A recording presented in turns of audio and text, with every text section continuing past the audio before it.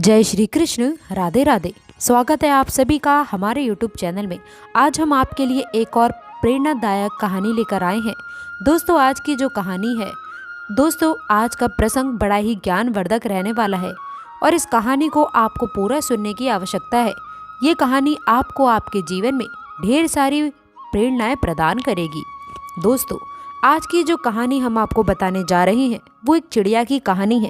एक चिड़िया की महाशिवरात्रि की कहानी है। ये कहानी शास्त्र रूप कहानी है। इस कहानी का जिक्र शिव महापुराण में भी मिलता है, इसलिए इस कहानी को बड़ा ही पावन और पवित्र माना जाता है। देवादिदेव महादेव कहते हैं कि जो नर इस कहानी को बड़े ध्यान से और बड़े गौर से सुनता है, उसके जीवन के सभी पाप कष्ट नष्ट हो जाते हैं और सभी दुखों का निवारण हो जाता है। दोस्तों, जो इंसान इस कहानी को पूरे लगन भाव से सुनता है, उस पर महादेव की असीम कृपा बरसती है। फागुन के महीने में शिवरात्रि आने वाली है और आज हम आपको एक चिड़िया की महाशिवरात्रि की पावन पवित्र कहानी बताने जा रहे हैं। ये कहानी इतनी पावन पवित्र है, जो लोग महाशिवरात्रि का व्रत करते हैं उन लोगों के लिए ये कहानी कोई रामबाण से कम नहीं है। भोलानाथ का व्रत करने वालों के लिए ये कहानी बड़े ही ऊर्जावान और बड़े ही ज्ञानवर्धक साबित होने वाली है। उन लोगों को ये कहानी जरूर ही सुनना चाहिए। जो लोग सोमवार का व्रत करते हैं उनको भी इस कहानी को जरूर सुनना चाहिए। जो इस कहानी पर सुनते हैं उन पर देवादिदेव महादेव की असीम कृपा होती है और साथ में मनुष्य को अच्छे कर्म करने की ये कहानी प्रेरणा देती है। मनुष्य को अपने जीवन में सत्य मार्ग पर चलने की प्रेरणा देती है। कहानी शुरू करने से पहले जो लोग हमारे चैनल पर पहली बार आए हैं वो चैनल को सब्सक्राइब करें, अच्छे कमेंट करें और बेल आइकन को प्रेस करना बिल्कुल भी ना भूलें, ताकि आने वाली हर नॉलेजेबल वीडियो, हर प्रेरणादायक कहानी का नोटिफिकेशन आप सभी को सर्वप्रथम आपको मिले और आप उसका फ़ायदा उठा सकें। तो शुरू करते हैं आज की ये प्यारी सी कहानी, ये प्यारा सा वीडियो। प्राचीन काल समय में एक नगर में एक सेठ और एक सेठानी रहा करते थे। उनके पास अन्न धन की कोई भी कमी नहीं थी, लेकिन वो लोग अपने जीवन में कभी भी कोई दान दक्षिणा धर्म पुण्य का काम नहीं किया करते थे। उनके जीवन में उन्होंने कभी भी धन पुण्य का काम नहीं किया। उनके जीवन में कभी भी किसी को भिक्षा नहीं दी थी और उनके यहाँ कोई खाने वाला भी नहीं था, कोई भी संतान नहीं थी। जिस जगह पर उस सेठ की हवेली थी, उसी के पास में एक पीपल का वृक्ष था और उस पीपल के वृक्ष में एक सुंदर सी छोटी सी चिड़िया रहती थी। उस चिड़िया ने अपना एक घोंसला बना रखा था। दोस्तों, चिड़िया के जो छोटे छोटे बच्चे थे, चिड़िया रोज नगर में दाना पानी चुगने के लिए जाती और दाना पानी चुगने के पास अपने घोंसले में आती, अपने बच्चे को खिलाती। चिड़िया रोज नगर में जाती और दाना पानी चुगने के पास अपने घोंसले में आ जाती और अपने बच्चे को दाना पानी खिलाती। चिड़िया रोज उस सेठ के घर पे भी जाया करती, लेकिन वहाँ पर उसे एक भी दाना नहीं मिलता था और चिड़िया वहाँ से आगे चली जाती थी। जब चिड़िया अपने मन में सोचने लगती है कि पूरे नगर में सबसे बड़ी हवेली केवल इसी सेठ की है और बहुत धनी व्यक्ति है, लेकिन फिर भी ये कभी किसी को दान नहीं देता है, कभी किसी भिक्षु को भिक्षा नहीं डालता है, कभी कोई धर्म का कार्य नहीं करता है, ना ही किसी मंदिर में सहयोग करता है, कभी किसी असहाय व्यक्ति की मदद नहीं करता है, ना ही कभी किसी की सहायता करता है, ना ही कभी किसी असहाय जीव जंतु की सहायता करता है, ना ही कभी पक्षियों को ये दाना डाला करता है, क्योंकि सेठ बड़ा ही कंजूस है। एक दिन चिड़िया सुबह के वक्त अपने घोंसले से उड़कर उस सेठ की हवेली पर जा बैठती है। जब वो चिड़िया सेठ की हवेली पर जाकर बैठती है तो वो देखती है कि एक जगह पर बैठकर सेठ और सेठानी आपस में बात कर रहे थे। सेठानी कहती है कि सेठ जी, हमारे पास इतनी संपत्ति है, पूरे नगर वाले हमें नगर सेठ कहते हैं, हमारे पास धन की कोई भी कमी नहीं है, लेकिन इस धन का हम क्या करें? हमारा कोई वारिस नहीं है, कोई भी पुत्र नहीं है, इस धन को खाने वाला कौन होगा? अब सेठ अपनी सेठानी से कहता है कि सेठानी, अब इसमें मेरा क्या कसूर है? हमारा नसीब ही कुछ ऐसा है, हो सकता है हमारे नसीब में पुत्र प्राप्ति नहीं है, पुत्र धन की प्राप्ति नहीं है। सेठ और कहता है कि जब तक जिएंगे तब तक इस धन को खा लेंगे, उसके बाद जो इसके नसीब में होगा वो इस संपत्ति को खाएगा। दोनों पति पत्नी इस तरह की बातें किया करते हैं और वो चिड़िया बड़े गौर से सुनने लगती है। वो चिड़िया सेठ और सेठानी की पूरी बात सुनने के बाद वहाँ से उड़कर आगे चली जाती है। अपना दाना पानी चुगने के पास अपने घोंसले में वापस चली जाती है। अब चिड़िया रोज उस सेठ के घर जाने लगी और उनकी पूरी बातें सुनने लगी। सेठ की जो घरवाली थी सेठानी, वो बड़े अच्छे स्वभाव की थी। उसके दिल में दया धर्म भी था। जब सेठानी रोज उस चिड़िया को देखती है तो धीरे धीरे सेठानी का उस चिड़िया से लगाव हो जाता है। अब सेठानी उस चिड़िया को सेठ से छुप छुप के रोज दाना डालती और चिड़िया दाने चुंगती थी। ऐसा काफ़ी दिन निकल जाते हैं। एक दिन चिड़िया मन में सोचने लगती है कि सेठानी बहुत अच्छी है और मुझे दाने भी खिलाती है, लेकिन उसके घर में पुत्र नहीं है। तब वो चिड़िया अपने मन में सोचने लगती है कि ऐसा क्या किया जाए जो सेठानी को पुत्र की प्राप्ति हो। चिड़िया सोचने लगती है कि एक औरत जब तक माँ नहीं बनती है, जब तक उसका औरत होना ही बेकार होता है। एक औरत का दुख एक औरत ही समझ सकती है। औरत का जीवन ही सफल जब होता है जब वो माँ बन जाती है। एक औरत को सबसे बड़ा सुख तब मिलता है जब वो माँ बनती है। यही सोचकर चिड़िया बड़ी ही दुखी हो जाती है और चिड़िया सोचने लगती है कि इतनी सीधी सादी सेठानी है, रोज मुझे दाना खिलाती है, ऐसा मैं क्या करूं जो इसके घर पुत्र जन्म ले और इनको पुत्र की प्राप्ति हो। वह सोचने लगती है कि मैं ऐसा क्या करूं।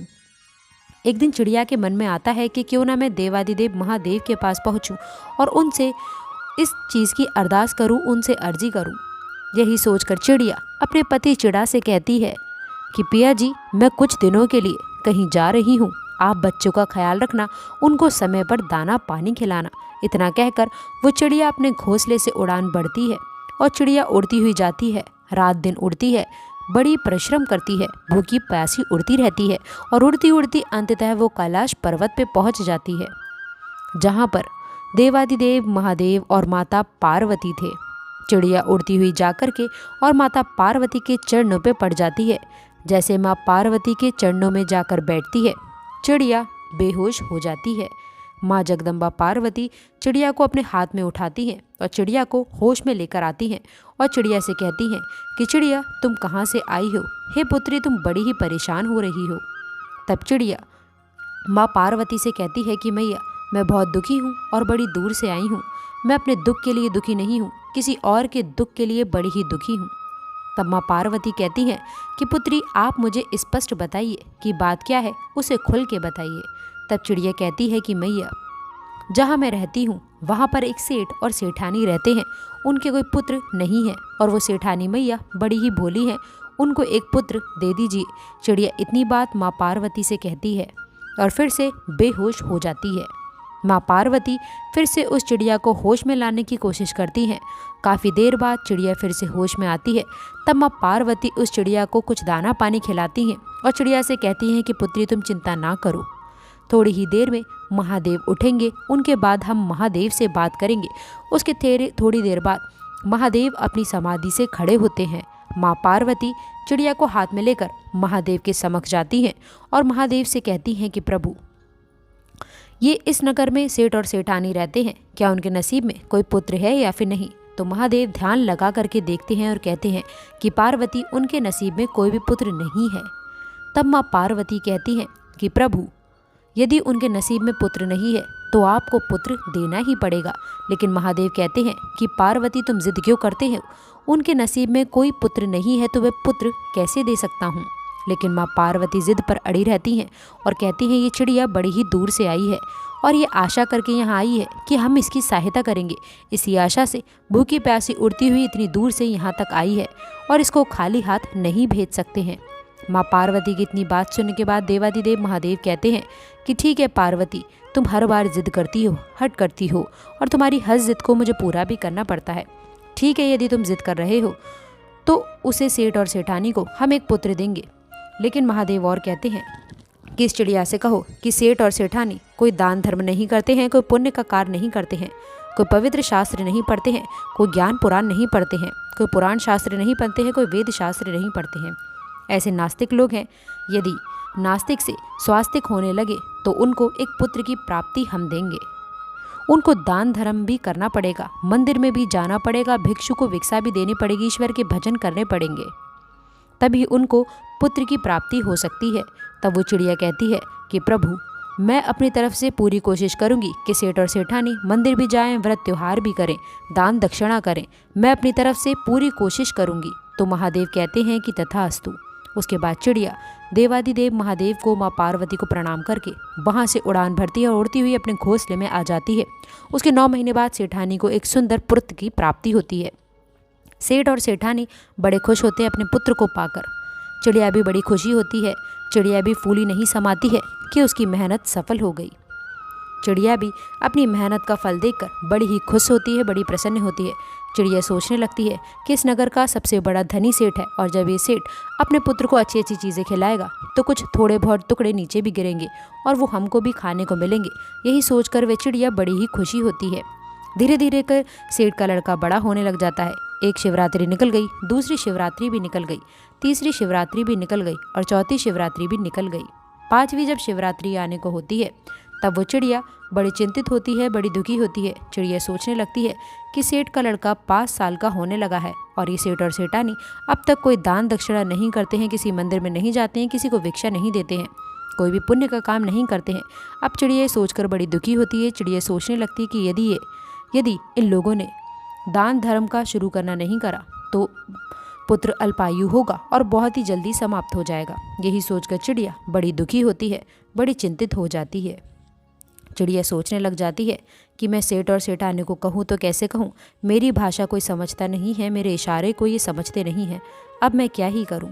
ये सोचकर चिड़िया दुखी हो जाती है। तब तक चिड़िया के बच्चे भी बड़े बड़े हो चुके थे। चिड़िया अपने बच्चों से कहती है कि पुत्रों, तुम अपना ख्याल रखना, मैं कुछ दिनों के लिए कहीं जाकर आ रही हूँ। तब चिड़िया फिर से अपने घोंसले से उड़ान भरती है, सीधे कैलाश पर पहुँच जाती है। कैलाश पर जाकर माँ पार्वती के चरणों में पड़ जाती है और माँ पार्वती चिड़िया को हाथ में उठाकर कहती हैं कि चिड़िया पुत्री, अब तुम्हें क्या परेशानी है? तुमने जैसा कहा था वैसा हो गया, सेठ और सेठानी को पुत्र मिल गया है, अब तुम दोबारा से फिर क्यों आई हो? तब चिड़िया माँ पार्वती से कहती है कि मैया, सेठ और सेठानी को पुत्र तो मिल गया है, लेकिन सेठ और सेठानी को शुद्ध मार्ग में लाने के लिए मैं असक्षम रही, उनको सद्मार्ग पे आने के लिए मैं असक्षम रही, उनको मैं धर्म के कार्य में नहीं ला सकी। ना तो वो मंदिर जाते हैं और ना ही दान दक्षिणा करते हैं, ना ही वो किसी को भिक्षा देते हैं, ना ही किसी भगवान का भजन करते हैं। अभी भी दोनों पति पत्नी वैसे के वैसे ही हैं। तब महादेव कहते हैं कि चिड़िया, तो फिर उनका पुत्र अल्पायु होगा। तब चिड़िया माँ पार्वती के चरणों में पड़ जाती है और अपने सर को पीटने लगती है। कहती है कि ऐसा नहीं होना चाहिए, उनका पुत्र दीर्घ आयु होना चाहिए, अल्पायु नहीं। चिड़िया इस बात को अच्छी तरह जानती थी कि जब पिता से कोई चीज़ मांगनी हो तो मैया के चरणों में पड़ जाओ। यदि आप मैया को राज़ी कर लेते हैं तो पिता अपने आप मान जाते हैं। यही सोचकर चिड़िया माँ पार्वती के चरणों में पड़ जाती है और अपना सर को पीटने लगती है। जब माँ पार्वती फिर से चिड़िया को हाथ में उठाती हैं, पुचकारती हैं और कहती हैं कि हे पुत्री, तुम शांत हो जाओ। तब माँ पार्वती फिर से भोलेनाथ से अर्ज करती हैं कि महादेव, ऐसा नहीं होना चाहिए। फिर चिड़िया कहती है कि मैया, मैंने अपनी तरफ से पूरी कोशिश की है उनको समझाने की, लेकिन वो लोग ना ही तो मेरी भाषा को समझ पाते हैं और ना ही मेरे इशारे को समझ पाते हैं, अब मैं करूँ तो क्या ही करूँ। तब चिड़िया कहती है कि माँ, आप और भोले बाबा दोनों यदि वहाँ जाकर सेठ और सेठानी को सद्मार्ग पर लाएं तो बहुत ही अच्छा रहेगा। तब माँ पार्वती और भोलेनाथ बाबा कहते हैं कि ठीक है चिड़िया, ऐसा ही होगा, हम बहुत जल्द सेठ और सेठानी के द्वार पर पहुँचने वाले हैं। दोस्तों, फिर चिड़िया वापस कैलाश से अपने घर को आ जाती है, अपने घोंसले में आ जाती है।